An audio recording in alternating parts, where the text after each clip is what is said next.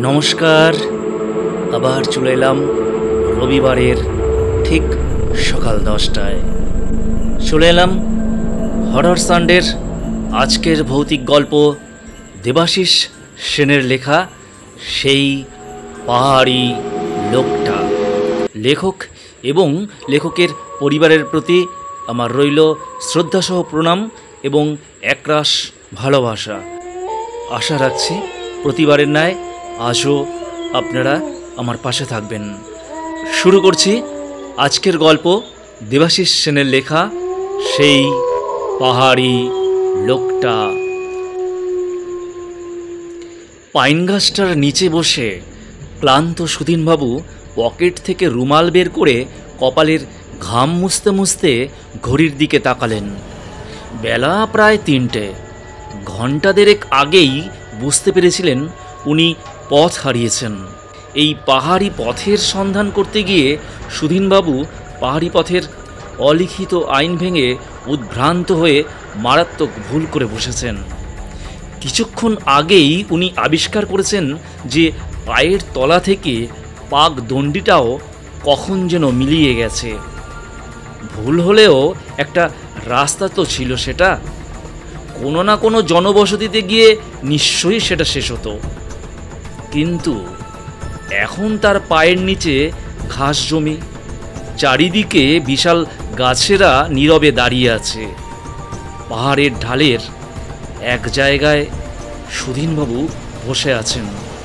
রিমপং যাবার মূল পথটাতে পৌঁছতে হলে এখন তাকে চড়াই ভেঙে উঠতে হবে নাকি উতরাই বেয়ে নামতে হবে, সেটাই তিনি এখন বুঝতে পারছেন না। মুখের ঘাম মুছে ফেলে সুধীনবাবু ঠান্ডা মাথায় পুরো ব্যাপারটা একবার ভাবার চেষ্টা করলেন। গুরথাং থেকে বেরিয়েছিলেন সকাল সেই 7টা নাগাদ। পিঠে হ্যাভারস্যাক, একাই তিনি চলেছেন। 12টা নাগাদ ডিমাক গ্রামটা ছাড়িয়ে কিছুটা এগোতে রাস্তা দুভাগ হয়ে গেছিল।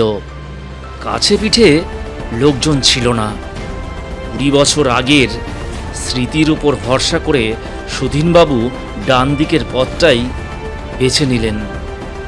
আধ ঘন্টা হাঁটার পর যখন একটা নদীর ধারে এসে পৌঁছলেন, তখন তিনি বুঝতে পারলেন উনি ভুল পথে এসেছেন।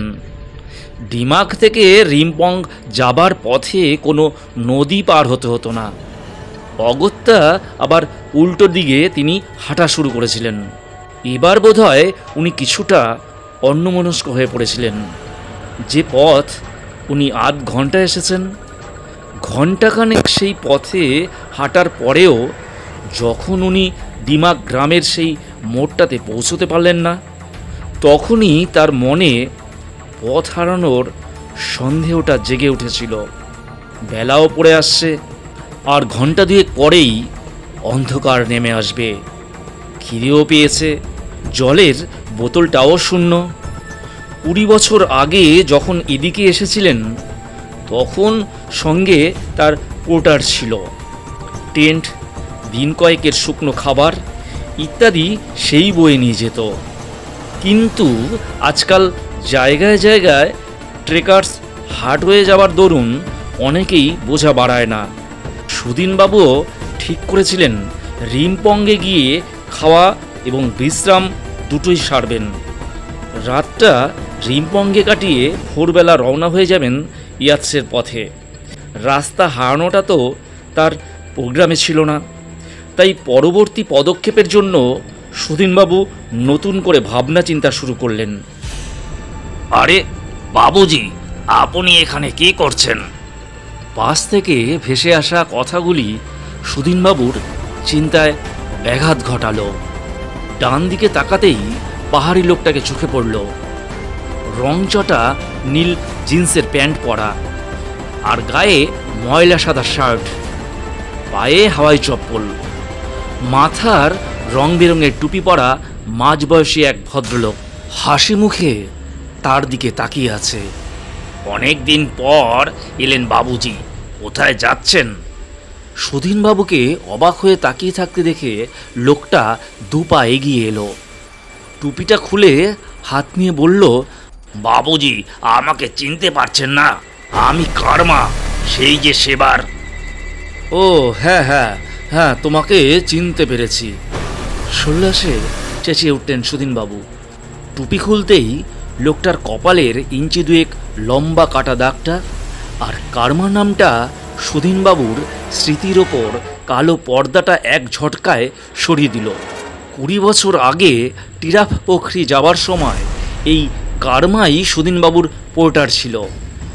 ধরে যেন প্রাণ ফিরে এলো তার। গত কয়েক ঘন্টার দুর্গতির কথা কার্মাকে খুলে বললেন। সব শুনে চোখ কপালে তুলল কার্মা। করছেন কি বাবু? আমি না এলে তো এই জঙ্গল থেকে আপনি বেরোতেই পারতেন না। আর এখানে রাত কাটালে তো আপনি ঠান্ডায় জমেই মরে যেতেন। ঘাড় নাড়লেন সুধীনবাবু। হ্যাঁ হ্যাঁ, ঠিক বলেছ। ভগবান সহায় তাই হঠাৎ তোমার সঙ্গে দেখা হয়ে গেল। তা এবার বলো তো, রিম্পং যাবার রাস্তাটা কোন দিকে? উল্টো দিকের পাহাড়টার দিকে হাত দেখিয়ে কার্মা বলল, ওই ওই ওই দিকে, ওই দিকে বাবু। আপনাকে এই উত্তরায়ের নিচে নামতে হবে, তারপর আবার বেশ খানিকটা ওই উপরে উঠতে হবে। ও আপনি চিন্তা করবেন না, আমি নিজে আপনাকে ওই রাস্তায় পৌঁছে দেবো। তার সঙ্গে চলুন চলুন, ওই কাছেই আমার গ্রাম। আমার বাড়িতে একটু বিশ্রাম নিয়ে তারপর রওনা দেওয়া যাবে। চলুন তো আমার সাথে। ঘন্টাখানিক লাগবে ওই রাস্তায় পৌঁছতে। রিম্পং পৌঁছতে আপনার একটু রাত হয়ে যাবে ঠিকই, তবে আর রাস্তা ভুল হবে না। ওখানে একটাই রাস্তা, সে সোজা চলে গেছে রিম্পং অবধি। কার্মার বাড়ির সামনে 4টে বাঁশের খুঁটির ওপর একটা পাইন গাছ ফেলে রেখে বসার জায়গা। সুধীনবাবু বসলেন। কার্মা বলল, বাবুজি একটু বসুন আপনি, আমি এই যাব আর এই আসবো। কার্মা ঘরের ভেতরে ঢুকে যেতে সুধীনবাবু চারিদিকে তাকিয়ে দেখলেন। ছোট গ্রাম, গোটা 8-10 বাড়ি এদিক সেদিক ছড়িয়ে ছিটে আছে। সবচেয়ে কাছের বাড়িটাই বোধহয় 100 গজ দূরে। বেলা পড়ে আসার সঙ্গে সঙ্গে ঠান্ডা হাওয়া বইছে। হ্যাবার্সেক থেকে জ্যাকেটটা বের করে শরীরে জড়াতে জড়াতে সুধীনবাবু দেখলেন ঘরের ভেতর থেকে কার্মা বেরিয়ে আসছে। হাতে একটা থালার ওপর গোটা কয়েক ফল। বাবুজি এই কটা একটু খেয়ে নিন। অবশেষে কার্মার বাড়ি থেকে বেরিয়ে উতরাই বেয়ে ওরা দুজন যখন নামতে শুরু করলেন, তখন বেলা প্রায় 3টে। আগে আগে চলছে কার্মা, তার ঠিক পেছনেই সুধীনবাবু। কার্মার বাড়িতে পেটে জ্বালানি পড়ার পর শরীরে বল ফিরে পেয়েছেন সুধীনবাবু। পাহাড়ি কার্মার সঙ্গে সমান তালে উতরায়ে নামতে তার কোনো অসুবিধে হচ্ছে না। সুধীনবাবুর মনে হলো 20 বছর আগে কার্মাকে যে চেহারায় দেখেছিলেন এখনও প্রায় একই রকম রয়ে গেছে। সময় কার্মার শরীরে কোনো ছাপই ফেলতে পারেনি, তবে ওর পরিবর্তনটা এসেছে অন্যভাবে। সুধীনবাবুর মনে আছে সেবার কার্মার অনর্গল বকবকানির ঠেলায় তার কানের প্রায় দফা রফা হয়ে গেছিল। এক মুহূর্ত ওর মুখ বন্ধ থাকতো না। সুধীনবাবুর ধমকে মাঝে মাঝে কিছুক্ষণের জন্য চুপ করত, মিনিট 5-7 পর আবার জেগে সেই। কিন্তু আজ ও খুব একটা কথাবার্তা বলছে না। অস্বস্তি হলো সুধীনবাবুর। বললেন, বুঝলে কার্মা, তুমি আজ আমাকে যেভাবে বাঁচালে সে আমি জীবনেও ভুলতে পারবো না। সত্যি, তোমার সঙ্গে দেখা না হলে আজই বোধহয় আমার জীবনের শেষ দিন হতো। ঘুরে দাঁড়ালো কার্মা। অদ্ভুত এক দৃষ্টিতে সুধীনবাবুর দিকে তাকিয়ে বলল, কি বলছেন বাবুজি? আমি তো আমার কর্তব্য করছি, কিন্তু সেদিন আমাকে আপনার সঙ্গে না নিলে আমি আমার বউ ছেলে মেয়ে না খেয়ে মারা পড়তাম। আমি তো কোনো দিন কোনো কাজই পেতাম না। আমার ছেলেদেরও কেউ কোনো দিন কোনো কাজেও ডাকতো না। আপনি আপনি আমার অপায়া বদনামটা না ঘোচালে আমরা সবাই শেষ হয়ে যেতাম। আপনি আমার কাছে দেবতা বাবুজি। আজ আপনার ঋণ কিছুটা শোধ করার সুযোগ পেয়েছি আমি। আচ্ছা আচ্ছা, আর ঠিক আছে, চলো চলো চলো তো এখন। পুরনো কথা এখন ছাড়ো। সুধীনবাবু বিব্রত স্বরে বললেন, তা তোমার এখনকার খবর টবর কি, একটু বলো তো। কাজকর্ম সব ভালোই চলছে তো? ম্লান হেসে কার্মা বলল, ওই ওই আর কি, আমার কোনো খবর নেই বাবুজি। আজকাল আর কোনো কাজ টাজ করি না, এখানে এই গ্রামের বাড়িতেই আমি থাকি। কেন? অবাক হয়ে জিজ্ঞেস করলেন সুধীনবাবু। কাজ করো না কেন? তোমার শরীর তো আগের মতোই এখনো মজবুত আছে। সে অনেক কথা বাবুজি, মৃদুস্বরে বলল কার্মা। পরক্ষণেই ওর মুখটা উজ্জ্বল হয়ে উঠল। জানেন বাবুজি, আমার দুই ছেলেই এখন পোর্টারের কাজ করে। এই এলাকার সেরা পোর্টার ওরা। ট্রেকাররা এসে প্রথমেই ওদেরই খোঁজ করে। আচ্ছা, এখন চলুন বাবু, আর দেরি করা ঠিক হবে না। কথা শেষ করে কার্মা নামতে শুরু করলো নিচের দিকে। সুধীনবাবুর মনে হলো 20 বছর আগে হলে কার্মা ওর ছেলেদের গল্পেই ঘণ্টাখানেক কাটিয়ে দিত। মৃদু হেসে সুধীনবাবু কার্মাকে অনুসরণ করলেন। কার্মার নীরবতার কারণটা হয়তো বুঝতে পেরেছেন উনি। কাজকর্ম না থাকাতেই বোধহয় ও চুপচাপ হয়ে গেছে। কিন্তু 20 বছর আগে প্রাণোচ্ছল কার্মার সঙ্গে সুধীনবাবুর প্রথম সাক্ষাতের সময়ও বেশ বিমর্ষ হয়েই ছিল। সুধীনবাবুর মনটা পিছিয়ে গেল সেদিনের সেই বিকেলে। চারদিকের পাহাড়ের প্রাচীরের মাঝখানে সমতলের ছোট্ট শহর গুরথাং, ছবির মতো সুন্দর। শহরের পাশ দিয়ে বয়ে চলেছে টিপলিং নদী। সুধীনবাবু বাস থেকে নামতেই পাহাড়ি লোকটা এগিয়ে এলো। তার প্রায় গা ঘেঁষে দাঁড়িয়ে নিচু স্বরে বলল, বাবুজি, পোর্টার লাগবে? লোকটার আপাত মস্তক চোখ বুলিয়ে ঘাড় নাড়লেন সুধীনবাবু। হ্যাঁ, তা তো লাগবে। যাব আমি টিরাফ পকরি, কাল ভোরবেলা রওনা হব। উজ্জ্বল হয়ে উঠল লোকটার মুখ। হ্যাঁ বাবু, ভোর ভোর রওনা হয় ভালো। কাল রিমপঙ্গে রাত কাটিয়ে পরশু বিকেলেই পৌঁছে যাবেন টিরাপ। আমি সূর্য ওঠার আগেই চলে আসব। আপনি কোন হোটেলে উঠবেন বাবুজি? সুধীনবাবু কিছু বলার আগেই বাধা পড়ল। 3-4 জন পাহাড়ি ওদের কাছে এসে দাঁড়িয়েছে। সামনের লোকটা কর্কশ্বরে বলল, এই কার্মা, তুই আবার এসেছিস? তোকে না বলে দিয়েছি টুরিস্টদের কাছে না আসতে? যা, ভাগ এখান থেকে। লোকটা ওদের দেখেই কেমন যেন কুঁকড়ে গেছিল। ধমক খেয়ে কোনো প্রতিবাদ না করে এক পা করে পিছিয়ে গেল। কি ব্যাপার?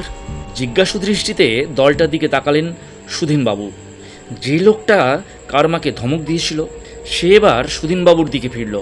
কর্কশ স্বরটাকে যতটা সম্ভব মোলায়েম করে বলল, ওকে ওকে পোর্টারের কাজ দেবেন না বাবুজি, অন্য কাউকে নিন।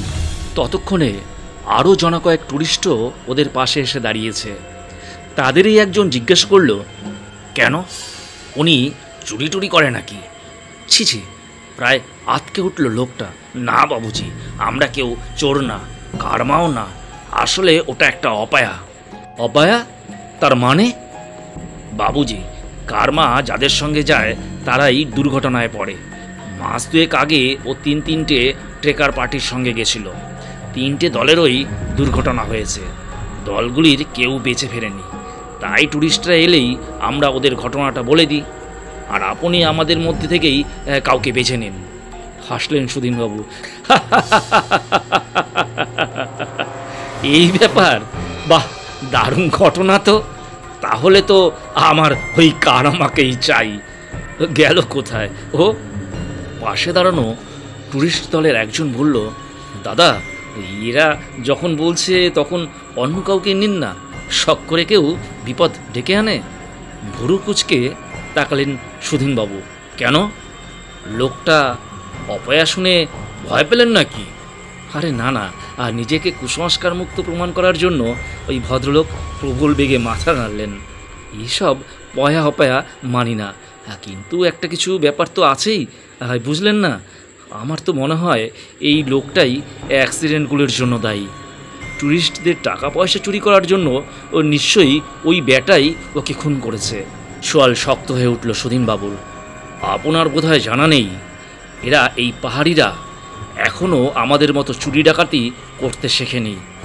কথা বলতে বলতে সুধীনবাবুর নজরে পড়েছে সামান্য দূরে একটা চায়ের দোকানের সামনের বেঞ্চে কারমা জড়সড় হয়ে বসে আছে। আর কথা না বাড়িয়ে সুধীনবাবু এগিয়ে গেলেন সেদিকে। কারমার কাঁধে হাত রেখে সুধীনবাবু বললেন, তাহলে কারমা, ওই কথাই রইল, আমরা আগামীকাল ভোরে রওনা দিচ্ছি। মুখ তুলল কারমা, করুণ মুখে বলল, না বাবুজি, আমি তো অপায়া। আমি সঙ্গে থাকলে আপনিও আর পাহাড় থেকে ফিরতে পারবেন না। হাসলেন সুধীনবাবু। ওঠো ওঠো, চলো চলো। আচ্ছা বলো তো, চাল ডাল টেন্ট এসব কোথায় পাওয়া যাবে? আমাকে একটু দেখিয়ে দাও তো। আর কোন হোটেলে ওঠা যায় একটু বলো তো। এক রাতের তো ব্যাপার, যে কোনো ধরনের ঘরেই আমার কাজ চলে যাবে। আর হ্যাঁ, আর একটা কথা, কাল ভোরবেলা আমার ঘুম ভাঙবার দায়িত্ব কিন্তু ওই তোমার উপরই রইল। বাবুজি, কারমার ডাকে চমক ভাঙল সুধীনবাবুর। সামনের দিকে হাত দেখিয়ে ও বলল, ওই ওই যে গুম্ফাটা দেখা যাচ্ছে, তার সামনে দিয়েই রিমপং যাবার রাস্তাটা চলে গেছে। আমি আর এগোবো না, এবার আপনি নিজেই রাস্তাটা চিনতে পারবেন। বিশাল পাইন গাছটা আর তার পাশের গুম্ফাটা দেখেই সুধীনবাবু চিনতে পারলেন। সেবার শুনেছিলেন 200 বছর আগে নাকি ওই গুম্ফাটা তৈরি হয়েছিল। পাইন গাছটার বয়স নাকি আরও বেশি।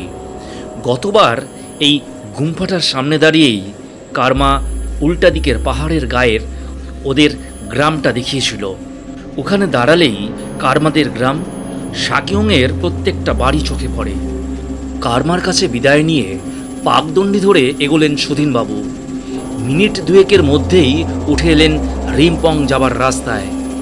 পাইন গাছটার সামনে পৌঁছে ঘুরে দাঁড়িয়ে নিচের দিকে তাকালেন। উদ্দেশ্য কারমাকে হাত নেড়ে রিমপংয়ের দিকে রওনা হবেন। কিন্তু কোথায় কারমা? যেখানে ওকে ছেড়ে এসেছিলেন তার ধারে কাছে ওর চিহ্ন দেখতে পেলেন না। মনে মনে একটু ক্ষুণ্ণ হলেন সুধীনবাবু। আশা করেছিলেন কারমা ওখানেই দাঁড়িয়ে থাকবে। সেবারে টিরাপ পোখরি থেকে ফিরে পরের দিন যখন বাসে উঠেছিলেন তখন কারমা এসে হাজির হয়েছিল। টিপলিংয়ের ব্রিজটা পার হয়ে বাস ঘুরে ঘুরে পাহাড়ের ওপরে উঠে গেছিল। যতক্ষণ বাসটা দেখা গিয়েছিল ব্রিজের ধারে দাঁড়িয়ে ততক্ষণই কারমা হাত নাড়ছিল। আর আজও মিনিট দুয়েকও অপেক্ষা করতে পারল না। না, লোকটা অনেক পাল্টে গেছে। কিন্তু এত চট করে ও গেলই বা কোথায়?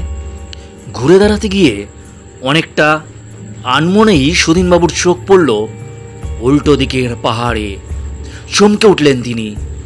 একটা ঠান্ডা স্রোত যেন তার মেরুদণ্ড বেয়ে নেমে গেল। উল্টো দিকের পাহাড়ের যেখানে সাকিয়ং গ্রামটা ছিল ঠিক সেইখানেই একটা বিরাট ক্ষত।